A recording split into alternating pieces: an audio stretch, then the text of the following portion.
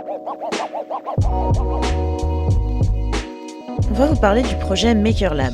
Qu'est-ce que c'est ? C'est un projet porté par un consortium de l'association Makerspace et de 4 Fab Labs.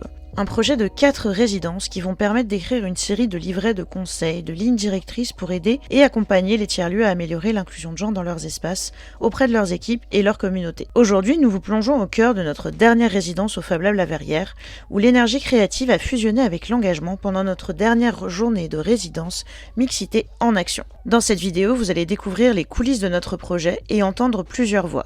Celle de Diane, responsable de la Fondation Orange, venue partager ses moments de co-construction avec nous. Celle de Laure et Catherine, 2 membres du consortium qui expliquent ce qu'on fait pendant ces résidences. Celle d'Elsa, l'intervenante de cette dernière journée qui nous partage son expertise. Ainsi que le point de vue inspirant de Tatiana, une fab manageuse ayant participé à la journée et nous racontant comment ce type de journée peut façonner de nouvelles perspectives. Mais j'ai assez parlé, il est maintenant temps de donner la parole au visage derrière notre mission. Bienvenue dans l'univers Maker Lab. Alors, on est ravis de soutenir Maker Lab.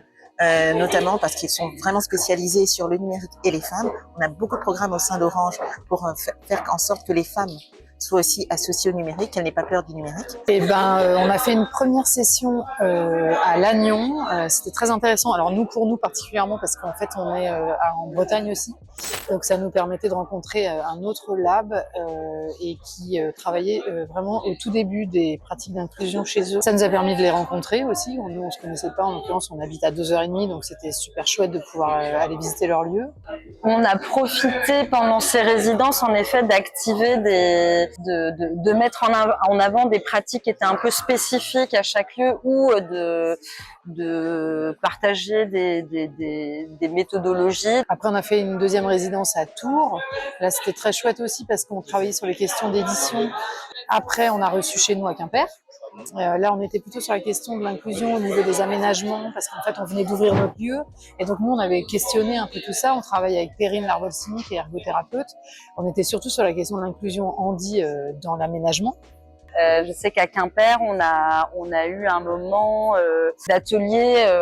On a testé la méthodologie de l'arpentage qui consiste à lire un livre à plusieurs. Moi, c'est le genre de pratique ou d'atelier que je n'avais jamais eu l'occasion de participer à un atelier d'arpentage ou d'en proposer un dans ma structure.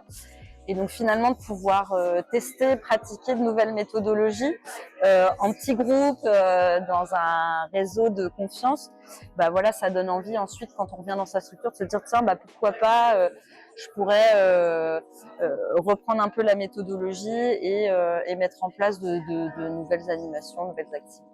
Et là, on est à Montreuil, la Verrière. Et du coup, on a pas mal travaillé sur la question de l'inclusion au niveau des équipes pro dans les Fab Labs. On a passé une demi-heure à présenter un certain nombre de contenu autour du recrutement, de l'intégration, du management et du sujet sociétal de la mixité homme-femme en entreprise. Et puis après cette demi-heure d'échange un peu théorique, on a fait 2 heures d'atelier de mise en situation. Et là, c'était très intéressant parce que c'est vraiment en partageant les expériences qu'on apprend. Donc ça, c'est vachement intéressant parce que quand tu as une équipe qui se monte, peu importe le nombre de salariés, ça se pose la question de qui tu embauches et comment tu fais passer des messages et des visions autour de l'inclusion auprès d'une structure et auprès d'une équipe surtout. Je pense qu'on s'est rassuré beaucoup ce matin parce qu'en réalité, il y a beaucoup de choses qui font très très bien. C'est vrai qu'on a le réflexe de pointer les choses qu'on fait mal ou pas suffisamment bien, mais il y a déjà des bons réflexes qui sont intégrés. Mais c'est vrai que la problématique commune, c'est le fait qu'ils sont, tu le dis bien, au four et au moulin et qu'il y a plein de choses à gérer. Donc voilà, c'est le manque de temps.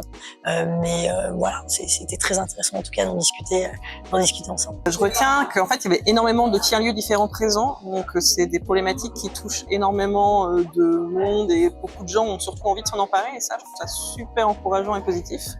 Et je vois surtout que les énergies ont l'air de converger et c'est plutôt chouette. Je retiens énormément de volonté et de bienveillance, vraiment une volonté de bien faire. Et surtout beaucoup d'idées. Ce que j'ai vraiment aimé, c'est que c'était très participatif et que les différents responsables de Fab Lab sont venus avec leurs vraies problématiques, c'était pratique et ils sortent avec des solutions. Et ce que j'aime aussi, pourquoi je suis là aujourd'hui, quand on subventionne une association, ce qu'on veut c'est voir comment cette subvention va être utilisée. Et là, c'était très concret en fait.